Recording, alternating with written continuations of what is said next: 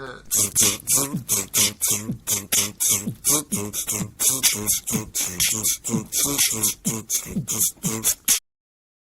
is up today, party people? Hi diddly ho diddly neighborinos, and respectful salutations to you, Mr. Bobby Birth Canal Brackens.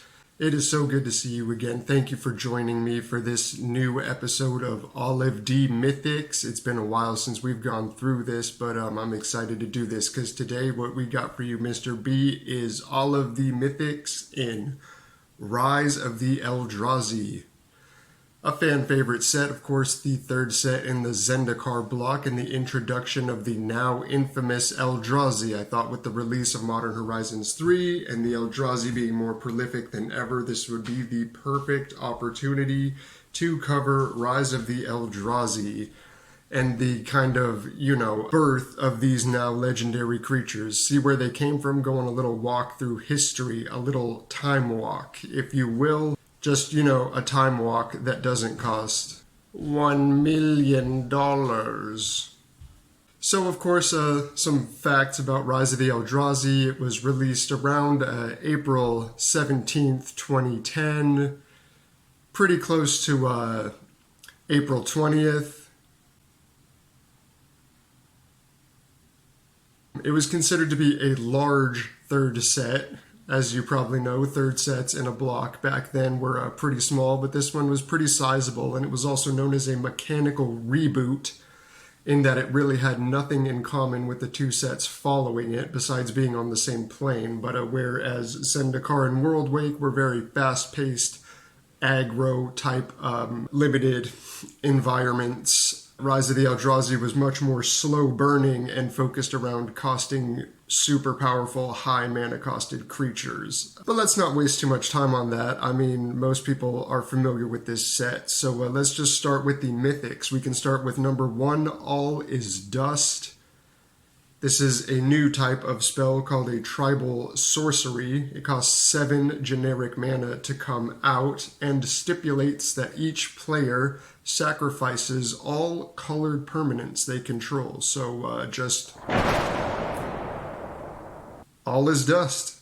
It's right there in the name, everything you need to know. Cast Through Time. This is a blue enchantment. It costs 4 generic mana and 3 blue, and it makes it so that your instants and sorceries have a rebound. So it seems kind of like a later game spell, but hopefully you can get it out a little earlier, force it out somehow so you can get that advantage nice and lickety-split, Mr. Brackens, you know what I'm saying? 3, we got Mr. Khalni Hydra. This is kind of a neat one. This is a creature. Let's count up this mana cost, shall we, Bob? Because it's kind of a whopper out here.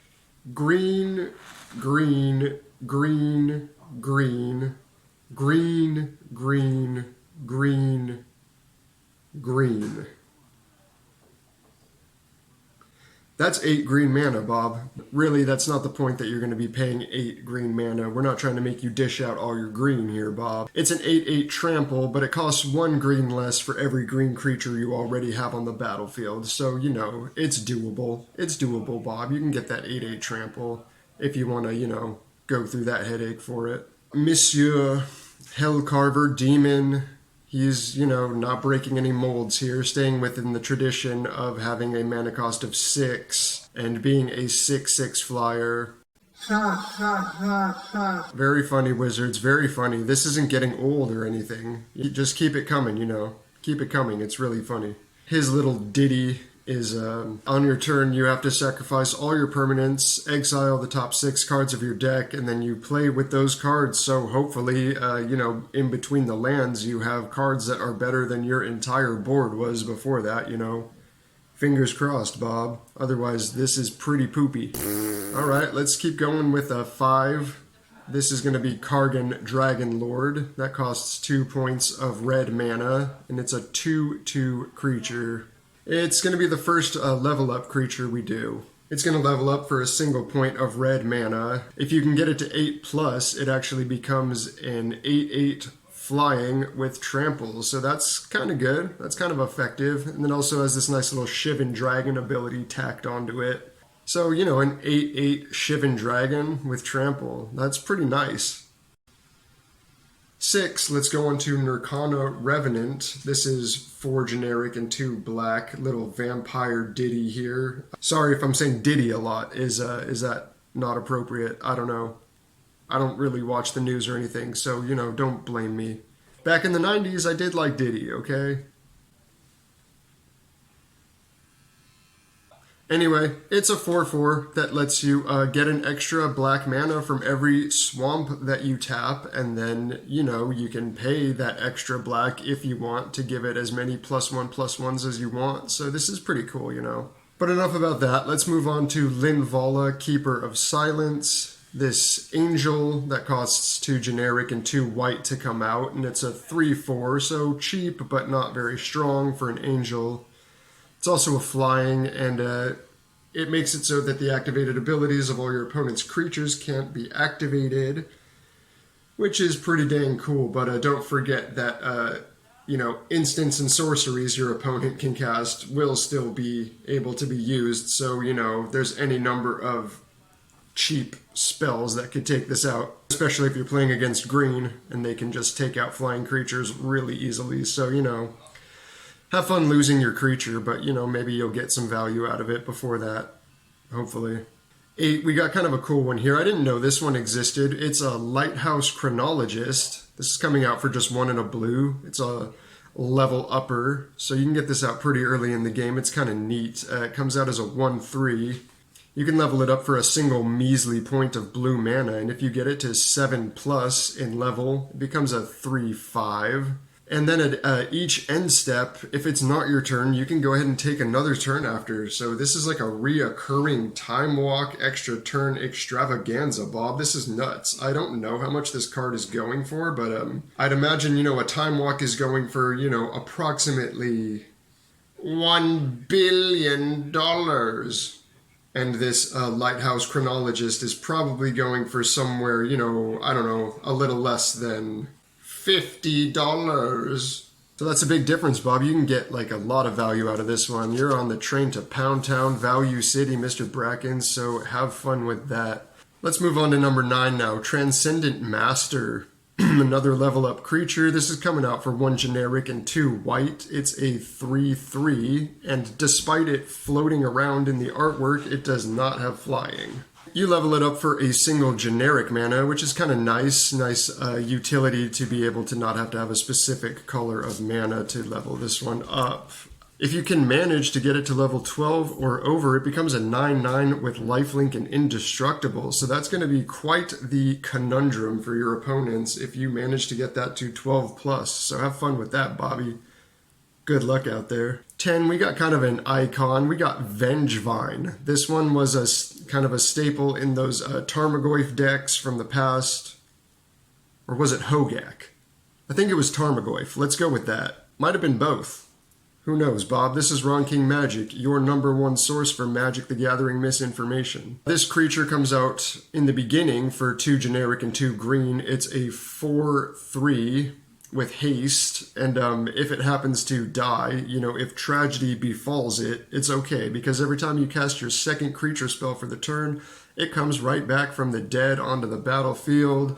Ah! Welcome back, Vengevine, ready to wreak havoc once again. Let's go over some Planeswalkers, shall we? There were only 2 in this set.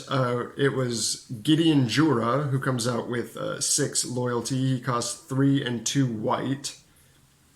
Now, Mr. Jura, in this iteration, could +2 to make all your opponent's creatures attack him if able.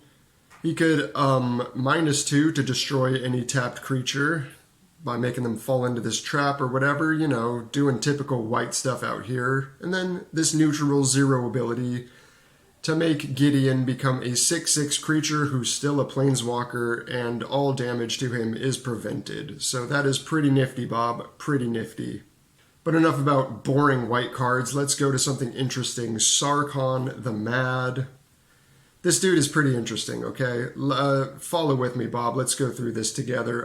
He comes out with a whopping 7 loyalty, which is very much, but I think that's making up for the fact that he actually has no abilities that will allow him to go up in loyalty counters. He's got this 0 ability, which I don't really know about this. You reveal the top card of your library, and then it does damage to Sarkhan equal to its mana value, and all you can do is put it into your hand, so you get it a turn earlier, and it could potentially take Sarkhan so low in loyalty counters that he can't do his ultimate with no good way to get up to that. So I don't know, it's pretty risky.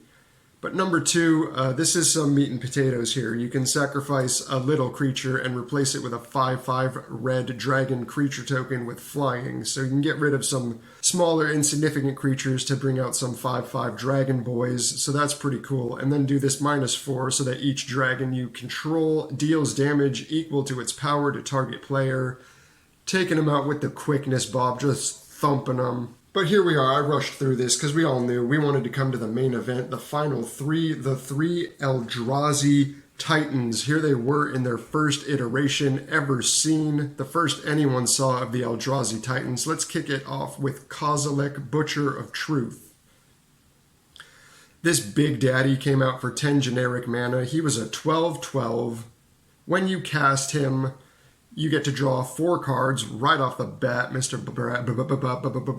Brackens. That is sick, you know what I mean? But he has to be cast to have that ability resolve. If you're getting him onto the battlefield via shenanigans, you're not going to get that benefit, Bob. And you know what? You don't deserve it for your shenanigans. This boy's got Annihilator 4, and he gets shuffled into your library if he should happen to die. Just like this next one, his brother, I don't know if they're related actually, nobody knows. Ulamog, the Infinite Gyre, or the Infinite Gyre, or the Infinite Gyre. It doesn't matter, Bobby. He costs 11 generic to come out. He's a 10/10. When he is cast, you simply destroy a target permanent. Just like that, you know, he doesn't mince words. He gets it going on from the very start. Other than that, Annihilator 4 and gets shuffled into his owner's library when killed. Sweet, but you know what? None of these boys can hold a candle to the Big Mama. You know who it is, Mr. B. It is Emrakul, the Aeon's Torn. 15 mana is the cost for this queen, and it's a 15/15, which can't be countered. It cannot be countered, Mr. Bob, so don't even think about that. When you cast it, you get to take an extra turn. There's some extra turn shenanigans going on here. This is so sick. It has flying, protection from colored spells, and Annihilator 6. So when you attack with this thing and all this protection and evasion, your opponent has to sacrifice 6 permanents. It's just messing up everything for them. It is incredible. As well as getting shuffled into your library when killed to potentially return again. I love you, Emrakul. Anyway, Bob, that was all 15 Mythics in Rise of the Eldrazi. Thanks for checking this out. We're coming back next time with the M11 core set. There's bound to be some pretty juicy cards in that one, Bob, so I'm looking forward to that. And then we are rolling on further to one of my favorite planes ever, Mirrodin, checking out all of the Mythics in Scars of Mirrodin. Look forward to that, Bob. I certainly am. Be sure to be a dear and like and subscribe if you're watching these and haven't subscribed. I really appreciate that. Have a fantastic week. Peace.